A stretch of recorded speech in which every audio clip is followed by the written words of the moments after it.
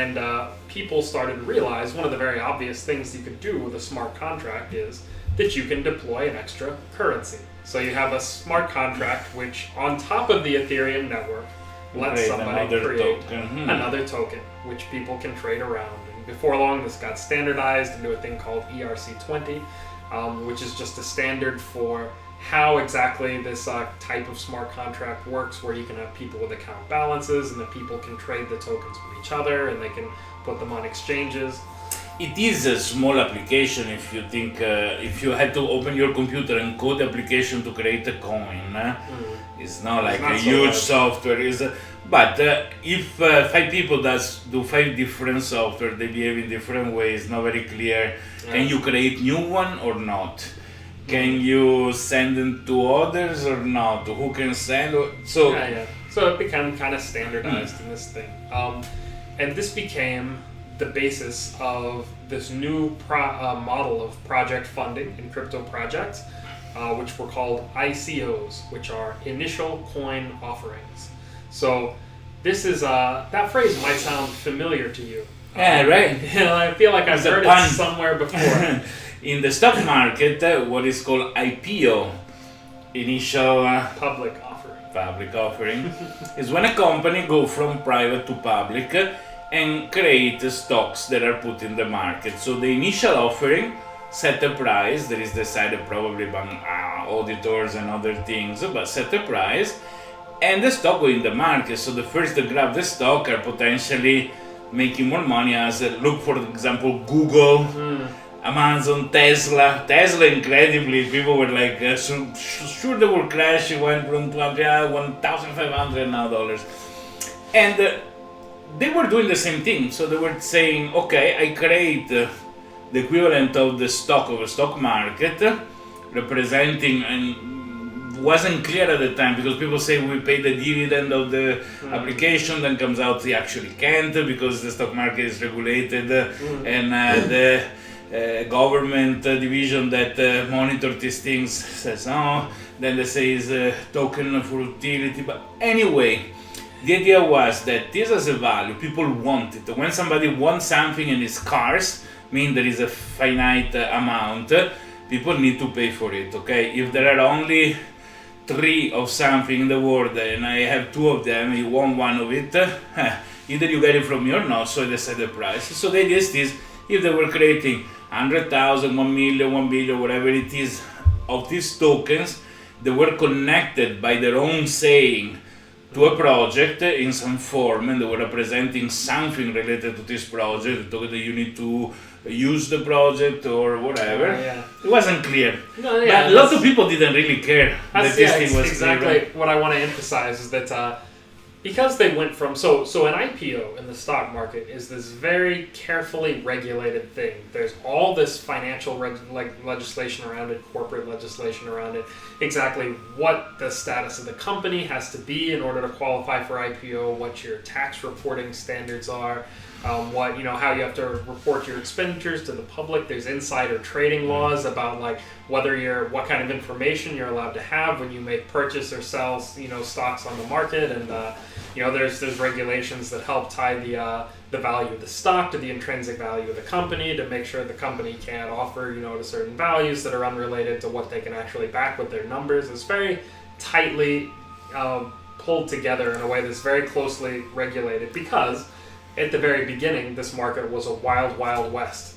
People would start selling stocks of a company and people would just go crazy. I think it's a natural thing. It's a sort of an IOU, the stock, based on something. You want to open your shop and you don't have money to open the shop, you create 1,000 IOU because you give to people and say, hey, this make you part owner of the shop, and you're going to get a dividend of the money that the shop makes. And this is something that I think the bank start with is IOU. Banknotes are IOU, sort of in exchange of gold. Rather going around with gold, they could get robbed. You leave the gold in a safe place. There is the bank, and they give you a piece of paper that says this represents such gold, and you can trade the piece of paper rather than the gold. And that's the story. Which today it's a nice fantasy that I could go and get equivalent gold for my banknote. I was young enough. I'm old enough. I was young when I was in the United States. You actually exchange it for gold and silver, still the banker. In fact, they get, and they cannot refuse, you get the silver coins at the time. No more. But so, in fact, you make a really important point, which is the other thing that people expected about these IPOs is that by buying shares in a company, you are now a part owner of that company, which means you're entitled to some of the profit that the company makes. It means that you have decision-making power. You're, you have a vote in all the big decisions that the company takes. For all rights and purposes, you are one of many public owners of the company. So, this term started off in the crypto world, this ICO, where basically people would go and create an Ethereum smart contract that represents a token, and they would kind of mimic a little bit in style the process of a company which is launching and doing an IPO. Just to say, ICO stands for initial coin offering rather than public offering. Exactly. And so this carried over a lot of people's intuition about what an ICO is. They go, oh, I recognize this thing, so they're going to sell a bunch of shares of their business, and people who buy the tokens are going to become part owners of their project. And when their project makes a lot of money, then this ICO token is going to become worth a lot of money and things like this, right? And did that turn out to be true? No. Actually, many people in finance do this. Mostly with small companies. When they do the IPO, I remember at the time there was Yahoo stocks that had this chat room for each company. You put a symbol because each stock was represented by a symbol of 3, 4, 5 letters. In fact, the ICO coins have 3, 4, 5 letters symbols as well. On the exchanges, yeah. You see the chat and people are lying the chat about some inside information, so everybody want to buy, they raise the price, so they dump their own, and then the price goes down, they repurchase them back. Crazy. And this made a lot of people expert in only creating virtual value out of this stock. Speculation. And then to the ICO with the token of these things, so that they can buy a cheap price, they can create a lot of requests, price goes up, they dump, price goes down, rebuy, price goes up, and they make money in this way.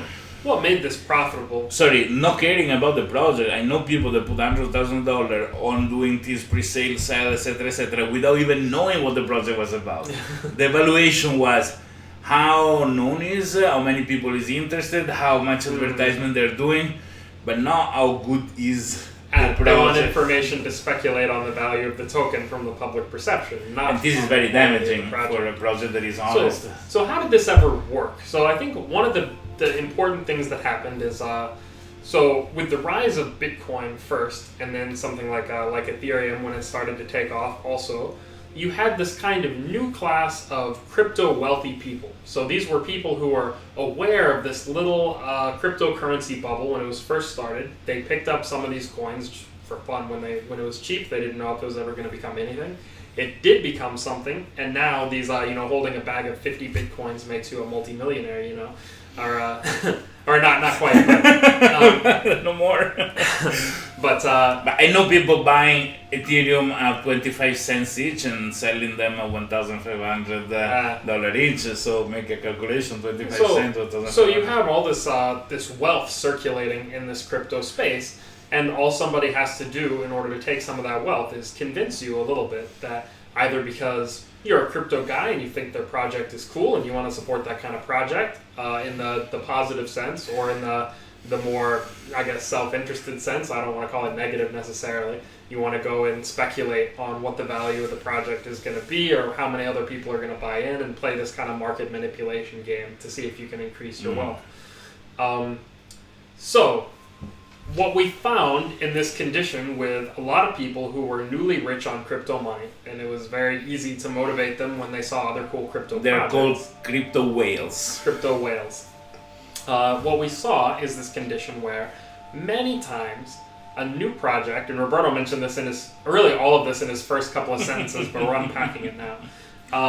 People would start with a project. So Bitcoin had a white paper, right? And a white paper is a term that used to mean kind of a scientific research publication. So it's a very formal statement of a technical description of a system and some algorithms or properties of the system, all outlined in mathematics with some experiments and reporting some results. Since then, it became part of the ICO world that every project needs to have a white paper. And what it means to be a white paper has progressively degraded over time to the point where, by probably 2015, 2016, 2017 especially, a lot of the white papers that come out for projects are just like a 3-page pamphlet about this little, they just say like, we want to have infinite transactions per second by using quantum secure blah blah blah, and they write like 2 pages about it with a lot of graphics. It was a salad made by buzzwords, some things that people will hear, I heard this term but don't know what it means, and nice graphic design that makes it convincing in a certain way, and a few names of important people attached to it. So they would take this thing, which is essentially a marketing document, and they would call it a white paper. And in fact, the problem had gotten so bad that I heard somebody use this term, even though I don't run into it normally. The guy said, "Oh, but after your white paper, you should publish a yellow paper." I said, "Oh, what?" And he goes, like a technical paper that explains your. And I was like, that's what a white paper is. He says, no. Probably got confused with white pages and yellow pages. So apparently it's come full circle to the point that white paper now just means the marketing document, and your yellow paper is the one that's supposed to be saying. I've never seen a scientific journal written in yellow paper, but whatever.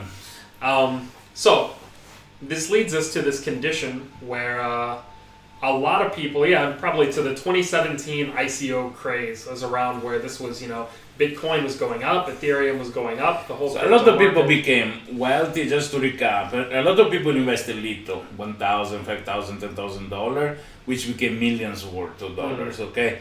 So these people didn't work hard for those money. They've been lucky, like winning a lottery. At this point, they want to make this money a use. And it comes easy to put $50,000 here, $50,000 there, because it's not a loss that, oh my God, 10 years of hard work. It's a loss that, okay, a little bit, a little less. I still have the yacht and the Lamborghini in the garage. That doesn't go away. This made people put a lot of money on things just for the financial value, or just because of generosity. Sometimes people as crisis says, why I've been so lucky, I want to help somebody else too.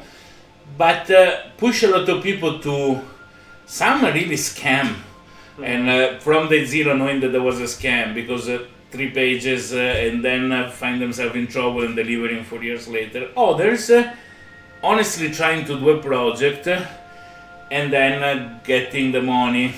This happened with some startup I saw as well, that nice work, nice project, the kids that pretty much don't even have where to sleep, etc., etc. $5 million in, they start buying nice car, start going holiday, forget about the project they need to do. Because the key point and the key issue, in my opinion, is the fact that you go in a different order. So usually you work and then you get paid. You produce an object, you sell it, and they pay for what you made. And now you get the money for a promise that you're gonna do something that you don't even know you actually can do. And obviously, people that start working honestly, that make promise that they can keep, end up in the shadow, because these people were making incredible promises that will never be able to keep just to make this thing. And this rounds out kind of the story of the ICO bubble, if you want. Is around this time is there were so many projects that turned out to be either complete scams in the sense that people never had any intention to build the project. They just did marketing and they took the money and ran away. Or they wound up unfulfilled in the sense that the people intended to build the project, but they're not really intelligent or have the expertise to do it. They don't have the right people, and the money kind of gets squandered on a lot of questionable decisions. And then, and kind of gets lost. So a lot of money and enthusiasm got lost into those holes. During the phase, those that speculated on it made their money. Those that honestly held the project lost their money. And in the overall, people say, okay, this whole scam, because as you know, just when one apple is bad, then you don't eat any other apple in the basket. And by this time, the regulators were starting to get more involved as well. Exactly. The SEC in the United States started to look at this, and they're like, well, you guys are selling securities, and we regulate the sale of securities. And it's to the point now that because of regulatory uncertainty and a few opinions that have happened in the U.S., most people in the U.S., like myself, aren't even allowed to participate in ICOs. In fact, ICO changed names. They start calling them initial or post first. There are so many different. At the end, it's the same thing, right? It's the same idea. You're going to sell a token to finance. So, what's the key? Just to recap all the discussion, Bitcoin has been created, a basic first proof of concept with the investment of the guy that started coding this thing, has been put out to work, created some coin, and other people start making money with this coin, start investing more in the technology, and it grow with the participation of the public. In the case of proof of stake first project like NXT Next, the money were collected beforehand has to wait to give a value, pre-value of the token, meaning if I pay 10 for this, I'm not gonna give it to you for 5 unless I'm desperate, at least 10. So the idea that this billion NXT coin were put out there helped to say, okay, people pay 21 Bitcoin, so this billion is worth at least 21 Bitcoin. Right? And it worked. At the end, ended up worth tens of millions of dollars as market cap. But the difference was that the money were collected beforehand to execute the project, and this gave this shift. Yeah, it's time to ask a very important question, which is looking at this phenomenon, is the idea that there should be a new crowdfunding model to help people who want to build crypto technologies, is it wrong that a project should be able to raise that kind of money? See, or is that what was wrong with ICO, or is it the execution? I've been in the scene for many years. Many people ask why you never did an ICO. It's strange. It's like if somebody is a pilot, why you never run in a rally or something, right? Because I find ICO very unethical. I've been starting companies since I was a teenager or younger even. And I always put my work and the money that I made, I reinvested to grow the business, including the last one that we are now working with. And it is, to me, ethical to sell something when you make it. Or at least when you have a tangible proof that you can deliver it, right? So, on this basis, the idea of Bitcoin, I like it more. On the fact that there is a product that runs and then people invest to make it better, right? Yeah. But yet that was fully done as a principle of not for money. Probably the person that implemented it already was wealthy enough. He wanted just to make a political statement in that moment for bank and finance. What we want to see and analyze is a system that, as an ICO, allow the producing party to make some money after they've been working hard, but the investment party, if you want to call investment, or the part that pay money for whatever they get, to pay something that is there, not a promise for the future, right? And so this brings us to this entire time for the past 1 year that we've been building this new ZooBC blockchain, we've been thinking about how we want to do this. We know that we want to raise funds for the project because we know there's lots and lots of cool stuff that we can do with it, that we'd love to spend our day working on all these new solutions to cryptographic problems. And now we've built a lot of them. We've really built. We have a working, say in probably 1 month's time, we're going to release a beta version, which is going to be No, it doesn't have 100% of the feature set, but it's going to be a fully operating blockchain that has a lot of the mechanics that you can expect to see in the running one. We're going to have the open source code. I mean, this is a project with probably 20 repositories, and the core node code base I know has hundreds of files and thousands of unit tests, and it's very serious software. And we did all this without ICO, meaning that we had a company that made money, and we used the money that the company made to invest and produce what we've been working on. Now we look the funds to take this kind of project into the future.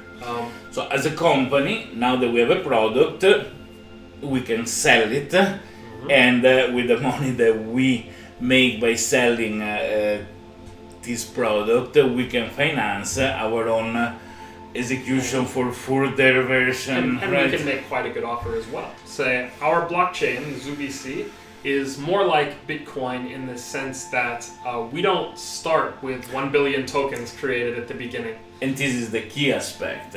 We are still in the idea that ICO is unethical. So I don't want to create 1 billion coins to give that represent ownership of or promise of the future things, because besides being regulated and illegal in most cases, is also unethical. So that's not the way.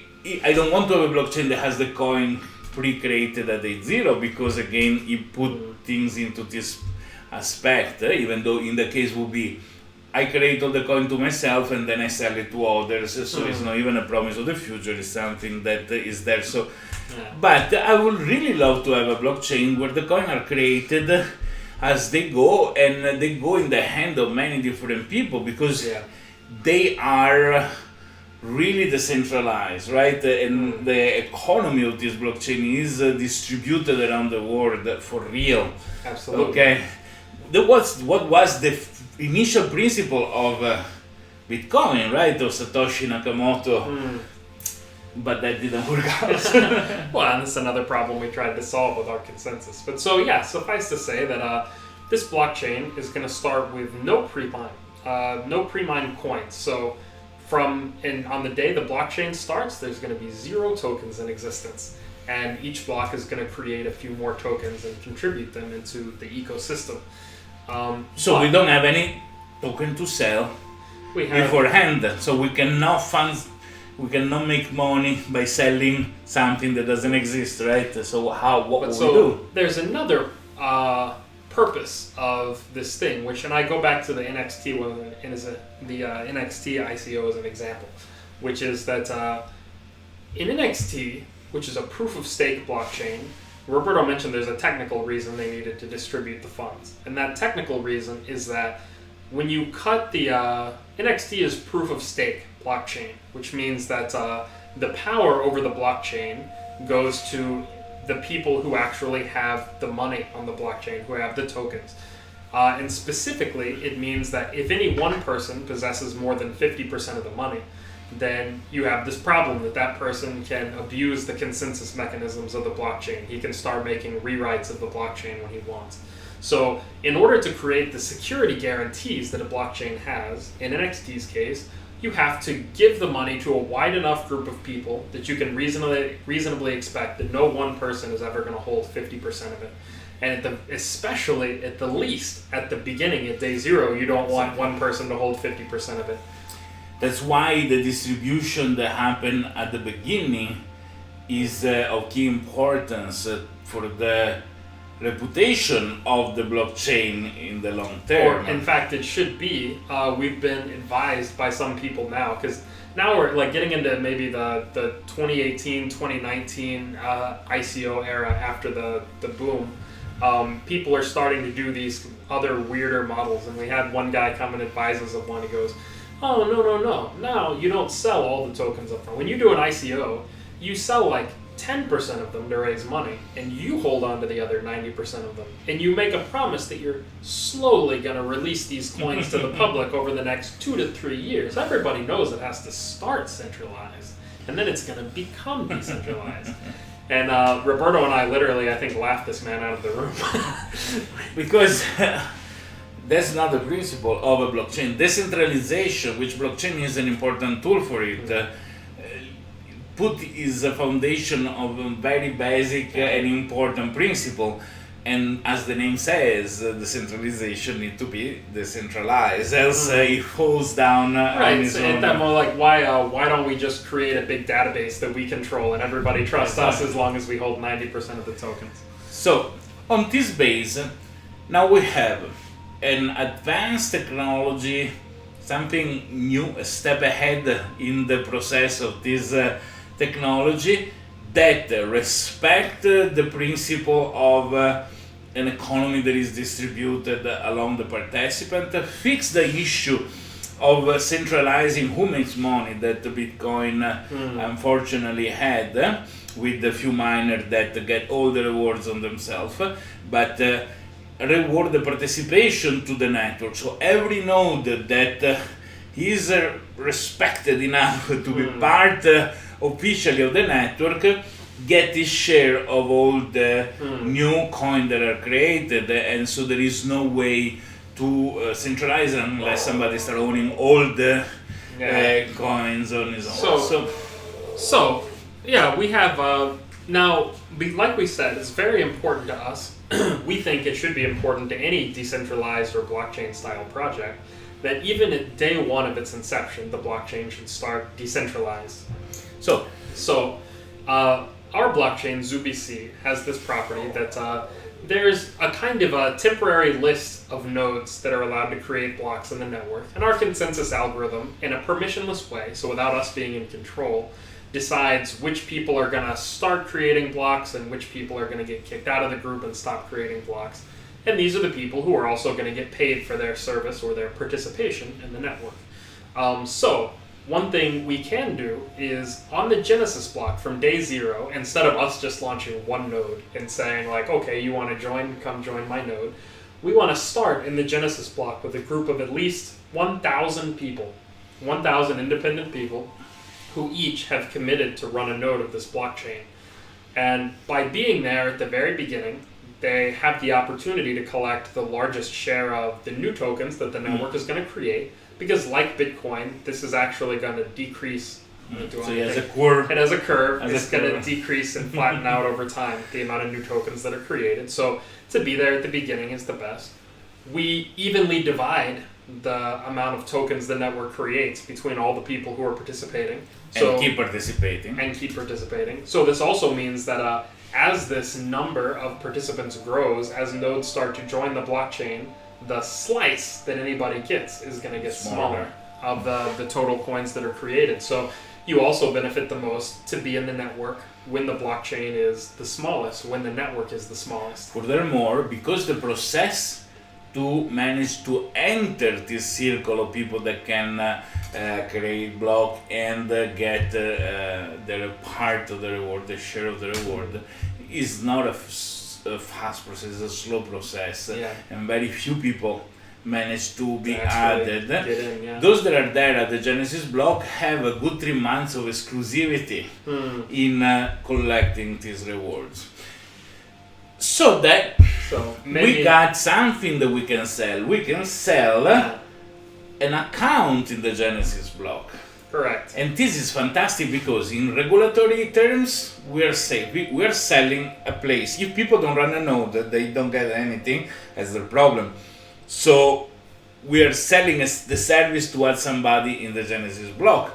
But we are decentralizing the blockchain, which is very important. So day zero, there are so many different people that are going to participate in this blockchain, making it secure.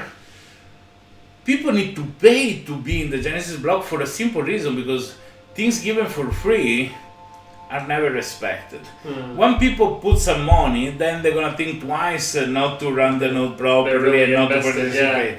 And give also value to the fact that the things, the coins collected by these people, they have a cost for them, so they need to give it out at a certain cost. So at the same time, we put all this together to look at what we've done differently from an ICO that we think is better. First, we invested our own time and energy and money $2 million so far to build the blockchain ourselves before we, without going and taking other people's money, without making a big stink. We have an alpha network running. Correct. We're about to have a beta network running that you can participate in. You'll be able to download the nodes Open source. and register it. Open source for you to review the code. We're gonna start this this sale. We're gonna offer to sell people spots in the beginning of the network, and this does two things. One, it makes sure that the network is going to be well decentralized from its very first launch, so that we have a lot of different people who don't know each other, who are each invested, they're committed to run these nodes, and secondly, and for this investment, they don't get nothing. It's not just a charity. They also are going to wind up with the best spots, or what we call a front row seat on the blockchain, for three reasons, which is that they're in the network when it's the smallest, so they collect the biggest slice. At the beginning of the network's life, it produces the most coins, and that they have 3 months of exclusivity. And there is something even more cool that remain forever in history.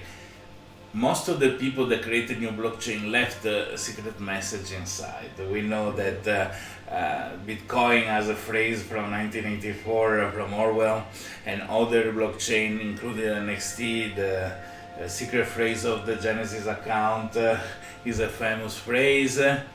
Now people that is gonna have an account in the Genesis block of ZooBC, they have 100 characters to write their own message that is gonna remain in the Genesis block of ZooBC forever. Any other future version of ZooBC. To leave their mark in history. That's something that alone is worth, in my opinion, the fact of people who are participating. And so, for all this that people have the opportunity to get if they buy one of these spots from us, also, we get to raise the money for this work that we want to continue to do in an ethical way, in the sense people know exactly what they're getting, there's no false promises, they can see exactly the state that the technology's in, and if we raise the money that we want to raise, then we're going to be well funded to push this technology to its limits, to go and actually make the, we have lots of partner companies that we're interested to work with to build applications that use this technology.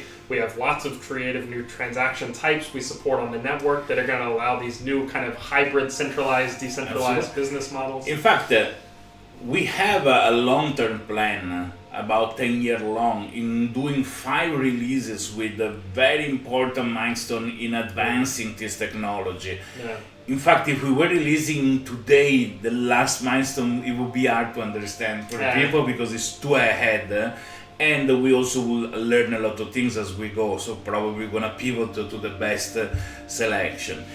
And we already are selecting, because we have so much requests, what projects we're gonna start implementing.